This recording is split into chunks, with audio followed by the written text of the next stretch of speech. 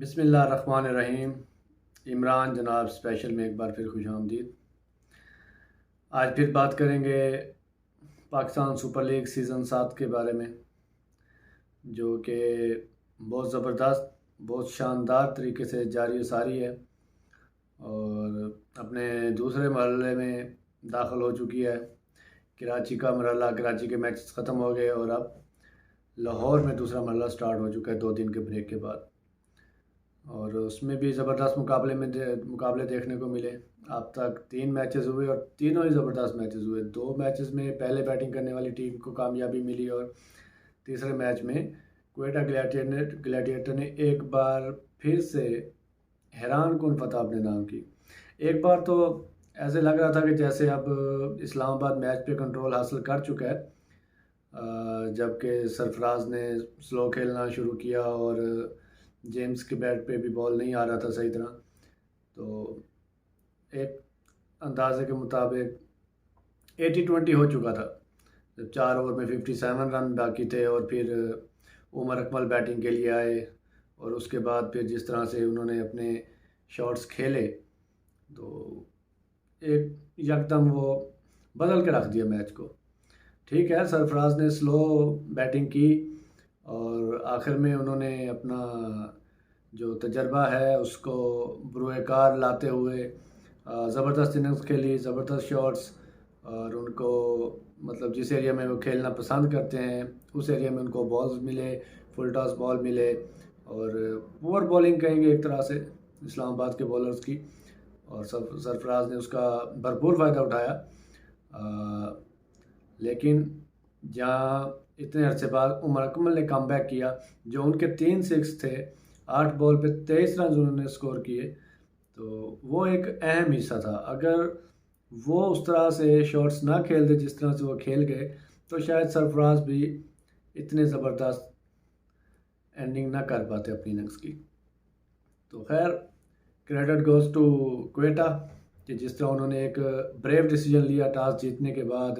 انہوں نے فیلڈنگ کا فیصلہ کیا، جبکہ لاہور کے پہلے 2 میچز میں دیکھ چکے تھے کہ 180 پلس ہوا اور وہ چیز نہیں ہو سکا۔ دونوں میچز پہلے بیٹنگ کرنے والی ٹیم نے جیتے، اور دونوں بار ایسا ہوا کہ چیز کرنے والی ٹیم سٹارٹ اچھا لیتی تھی اور پھر اچانک سے کولیپس ہوتا تھا اور میچ ہار جاتے تھے، اور آج بھی شاید ایسا ہی ہوتا، لیکن ایک مس انڈرسٹینڈنگ کہیں گے یا اس کو بیڈ لک بھی کہیں گے، ایک برا دن اسلام آباد کے لیے، کچھ پلیئروں کے لیے، کہ 7 بالز میں ہی پورے میچ کی بازی پلٹ گئی،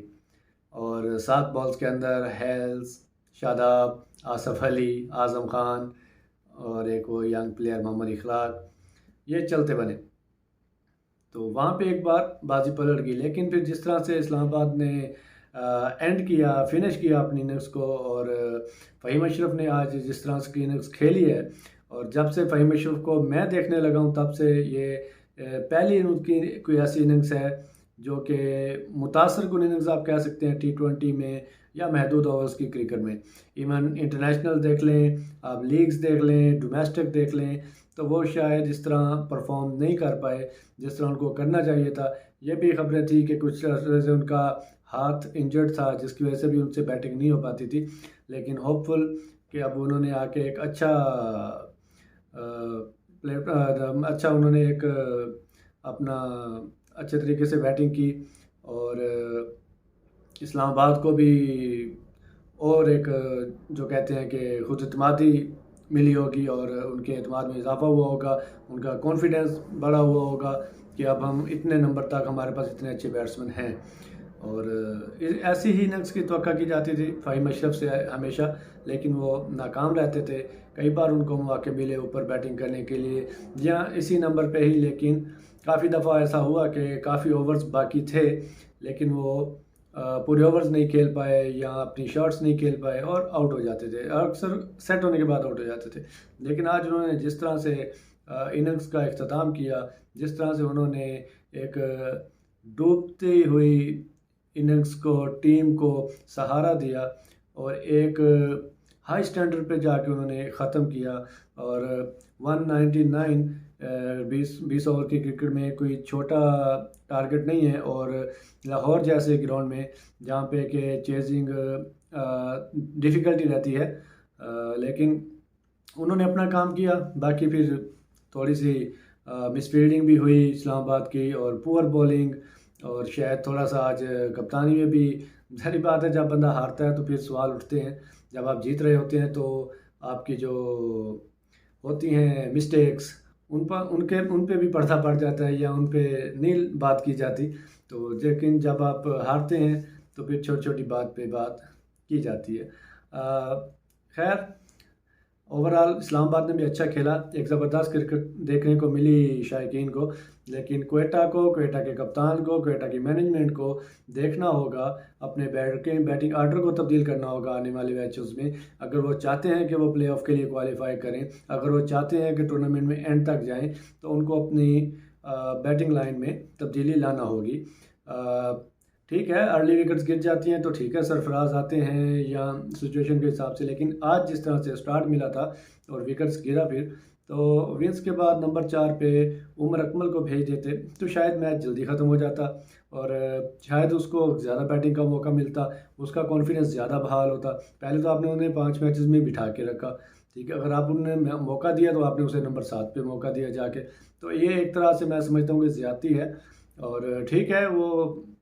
جیسے بھی ان کا ماضی رہا ہے، عمر اکمل کا ان کا اپنا ایک کردار ہے، اور انہوں نے اپنا کیریئر خود ہی تباہ کیا ہے، اس میں بھی کوئی شک نہیں. انہوں نے فٹنس پہ دھیان نہیں دیا، انہوں نے اپنی پرفارمنس پہ دھیان نہیں دیا، انہوں نے اور بہت ساری چیزیں کی، اسکینڈلز آئے ان کے،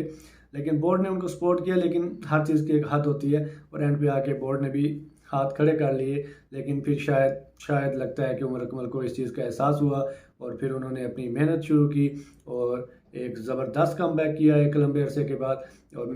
میری خواہش ہے کہ وہ کوئٹہ ان کو باقی کے میچز میں ایک نمبر 4 پہ یا 5 پہ ایک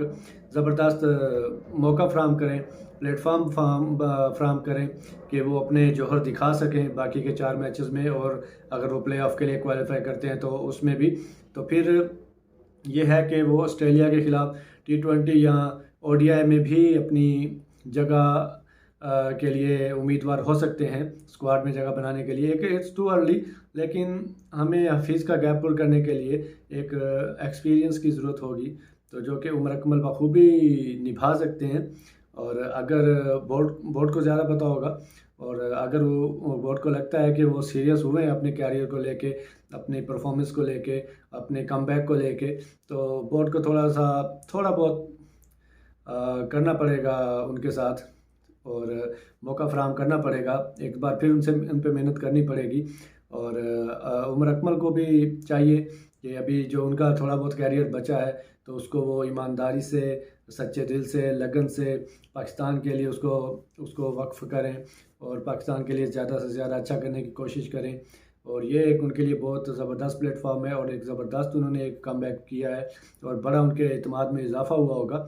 اور شاداب کی بھی جتنی تعریف کی جائے کم ہے، انہوں نے زبردست بولنگ کی، زبردست بیٹنگ بھی کر رہے تھے. آج ٹھیک ہے، انفارچونیٹ رہے، وہ اس طرح پرفارم نہیں کر پائے جس طرح کچھ میچز میں پہلے کر رہے تھے. اور افریدی نے بھی ایک اچھی آج بولنگ کی، اپنا ازالہ کیا، جو پچھلے اسلام آباد کے میچ کے خلاف میچ میں انہوں نے ایک سب سے مہنگا سپیل کیا تھا PSL کی تاریخ کا. تو آج انہوں نے ایک اچھا کم بیک کیا، وکٹس بھی لیے، رن آؤٹ بھی کیا، اور ٹیم کی جیت میں اہم کردار ادا کیا.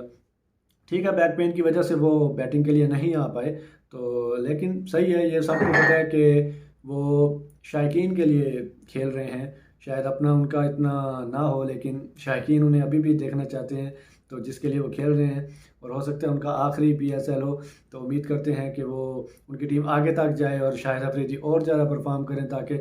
لوگ اور لطف اندوز ہو سکیں ان کی پرفارمنس سے، اور انشاءاللہ ایک اچھا فیئر ویل ملے. اور پہلے وہ 3 فرنچائز کی طرف سے کھیلے، اور 3 فرنچائزز مطلب جیتی، لیکن افریدی تینوں فائنلز میں نہیں تھے. تو امید کر سکتے ہیں کہ کوئٹہ اس بار فائنل میں پہنچے، اور افریدی بھی فائنل میں ہوں، اور ایک